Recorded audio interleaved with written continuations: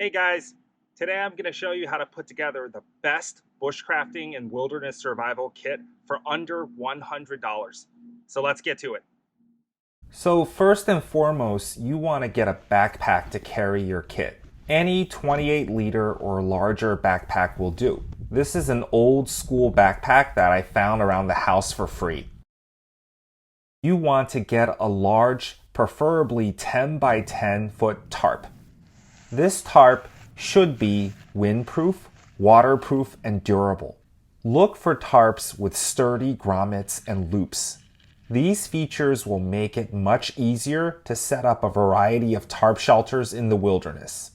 Now, I'm all for learning primitive shelter designs, but in the wilderness, weather conditions can turn on a dime. So you want a tarp that can quickly, within minutes, shelter you from the elements. Now, you don't want to cheap out with this item. My tarp costs around $35 and has performed reliably for 6 years. You also want to get two 55-gallon drum liners. You want the kind that is 3 mil thick. These drum liners can be used to make emergency ponchos. They can serve as a moisture barrier to waterproof the floor or the roof of your shelter. It can be stuffed with debris and turned into a comforter or bivy sack for staying overnight. In a dire emergency, say if you have lost your tarp, these drum liners can be sliced open and turned into an improvised tarp to create an emergency one-time use shelter. Each drum liner costs around $1 a piece. Now, on to combustion methods. In the wilderness, a fire could be the difference between life and death. A single mistake or accident can deprive you of your combustion tool. And if you only had one tool, you're essentially forced to go with primitive friction fire making methods. From painful experience, I can tell you that primitive friction fire will fail you when you need it the most. So you've got to have multiple redundant options for fire making. First, get a ferro rod. A small ferro rod like this one can throw 2,000 to 3,000 sparks and will throw these sparks even when wet. Ferro rods can start fires with a variety of natural tinders. I got mine on Amazon for $2. A Bic lighter is another great fire starting tool. I've found these lighters to be amazingly tough and reliable. This one has been with me for the last 6 years. The only real limitation of a Bic lighter is the fuel. It only has enough fuel to start around 1,000 fires. Bic lighters can be had for $1 a piece. The flint and steel kit is one of the oldest and most reliable fire starting methods. You need a piece of high carbon steel, some quartz, and a metal container to make charred materials. I bought an old nickels file from a garage sale for $1 and broke off a piece of the file to make the fire steel. Quartz can be found everywhere. I scavenged the Altoids can from the trash. A solar lens uses the power of the sun to start a fire. These lenses can be scavenged from old glasses, broken binoculars, and kitty magnifying glasses. I got this one for free from a broken magnifying lens.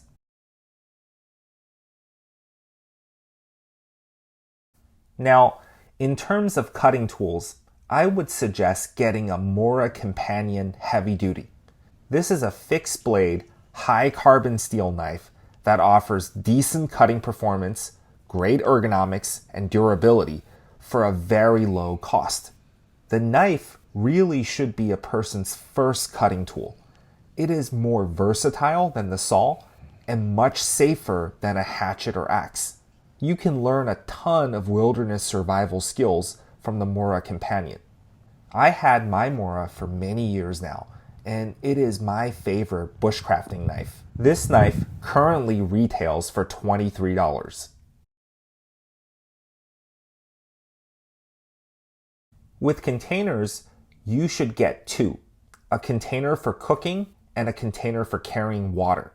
A good example of a cooking container is the Stanley Adventure Pot. This stainless steel pot is lightweight, durable, and packs down into a minimal form factor. The pot has ample volume for cooking and stamped graduations for measuring.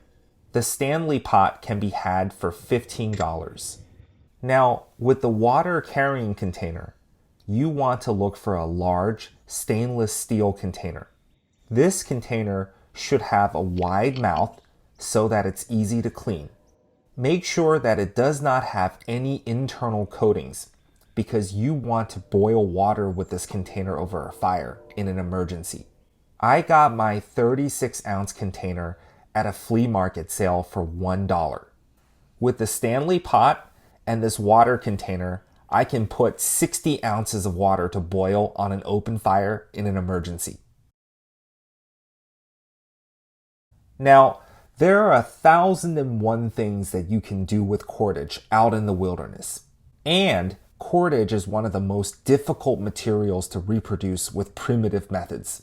As such, I would recommend getting 50 feet of 550 paracord. 550 paracord is pretty amazing in terms of its tensillary strength and durability. What is more amazing is that inside of the sheath, there are 7 separate strands. So 50 feet of 550 paracord can become 400 feet of strong cordage. Now, 50 feet of paracord retails for around $5 today. Let's talk about compass and signaling. Now, having a compass allows you to safely navigate off trail. And going off trail really expands the outdoors for anyone who is getting into this hobby. With that said, you do not want to cheap out with the compass. A lot of cheap compasses will not consistently hold the magnetic north, and getting lost while far away from trails could quickly put you into a bad spot. So I would recommend buying a decent Boy Scout style field compass. It'll really come in handy. In terms of emergency signaling, you should have a few ways to do so.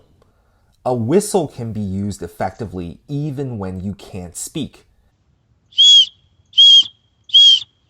I got this whistle for $2. A mirror is another good signaling tool. On a sunny day, the flash of a mirror can be seen from miles away. I scavenged this car blind spot mirror for free from the roadside.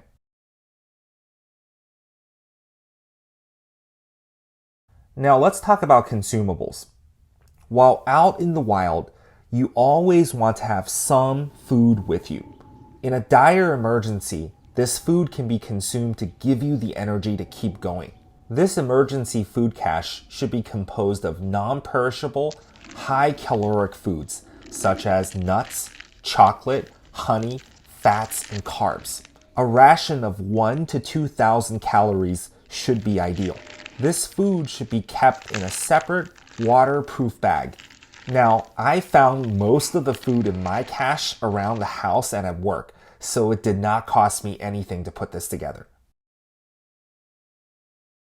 A first aid kit is a critical piece of gear that can save your life in an emergency.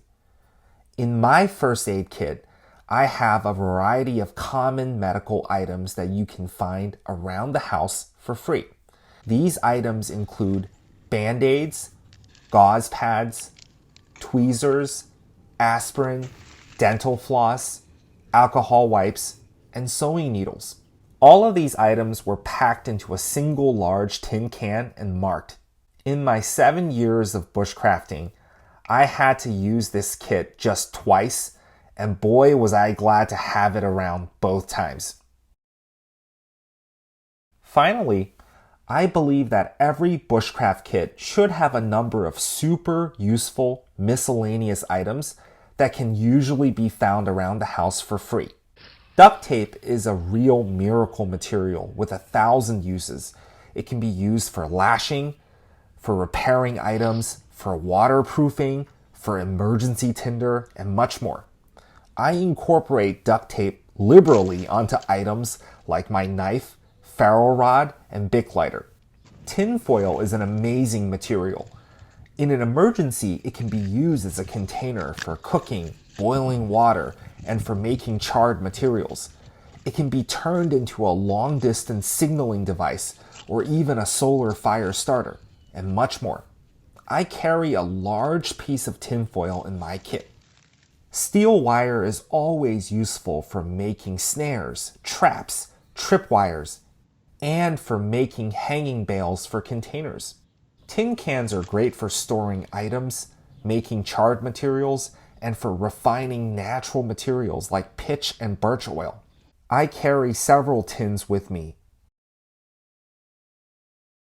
Now, I'm no bushcrafting expert, but I believe that this kit covers everything that you really need to get started with bushcrafting and learning wilderness survival skills. In these uncertain times, and with the sky-high inflation that we're seeing, it doesn't have to cost an arm and a leg to get into bushcrafting. Just $100 will do the trick. Anyways, thanks so much for watching. If you like what you're seeing and want to see more, please like, share, and subscribe to my channel. Thanks, and see you later. Bye.